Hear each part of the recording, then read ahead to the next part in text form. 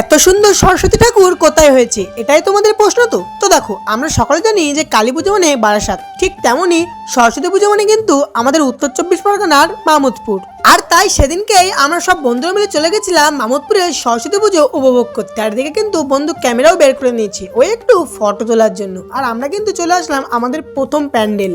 আর এটা কিন্তু মামুদপুর তেঁতুলতলার বাজার কমিটির প্যান্ডেল। এবছর কিন্তু প্যান্ডেলটা খুব সুন্দর হয়েছিল আর ভেতরের কারুকার্য ছিল অসাধারণ। তো এই দেখো, তোমরা নিজের চোখে দেখে নাও। আর প্রতিমাটা ছিল কিন্তু আরো সুন্দর। তারপরে সব বন্ধুরা মিলে একটা সেলফি তুলে নিলাম। আর এখানে কিন্তু ছিল একটা সেলফি পয়েন্ট। আর সেলফি পয়েন্ট আছে মানে বন্ধুরা ফটো তুলবে না, তাই আমরা কিন্তু এখন সব বন্ধুরা মিলে দাঁড়িয়ে পড়েছি ফটো তুলতে। ওই যে ওরা তুলে নিচ্ছে, তারপরে কিন্তু আমরা তুই বেস্টু এখন দাঁড়িয়ে পড়েছি ফটো তুলতে। আর তারপরে চলে গেলাম নেক্সট প্যান্ডেল। এটা কিন্তু ভিক্টোরি ক্লাবের প্যান্ডেল। দেখো ঠাকুরটা কিন্তু ছিল অসাধারণ। তারপরে ওই কিছুক্ষণ এখানে থাকার পর আমরা কিন্তু দেখতে পেলাম এখানেও একটা সেলফি পয়েন্ট, তবে ওইখানটার তুলনায় এখানে একটু মোটামুটি হয়েছিল। তারপর চলে গেলাম নেক্সট প্যান্ডেল ছাত্র সংঘে। আর এখানে প্যান্ডেলটাও কিন্তু সুন্দর হয়েছিল। আর এই দেখো, এটা কিন্তু ভিতরে তারুকার্য। আর ওই দেখো, ওটাই কিন্তু সরস্বতী প্রতিমা। আর প্রত্যেক প্যান্ডেলের মতো এখানেও কিন্তু একটা ফটো তোলার পয়েন্ট ছিল। তাই বন্ধু ফটো তুলে আমরা চলে আসলাম নেক্সট প্যান্ডেল। তবে ক্লাবটার নাম অবশ্য মনে নেই, তবে যাই বলো মণ্ডপ আর প্রতিমা কিন্তু ছিল অসাধারণ। তারপরে এই যে প্রত্যেক জায়গার মতো আমরা কি আর মিস করি, ক্যামেরা যখন আছে ফটো তো তুলতেই হবে।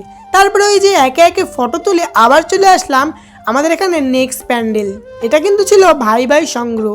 প্রতি বছর কিন্তু এখানে প্রতিমার প্যান্ডেল খুব সুন্দর করে। তো আমাদের ঠাকুর দেখা তো কমপ্লিট, এবার আমরা বাড়ি যাই। আর তোমরা চ্যানেলটি সাবস্ক্রাইব করে আমার পাশে থাকো।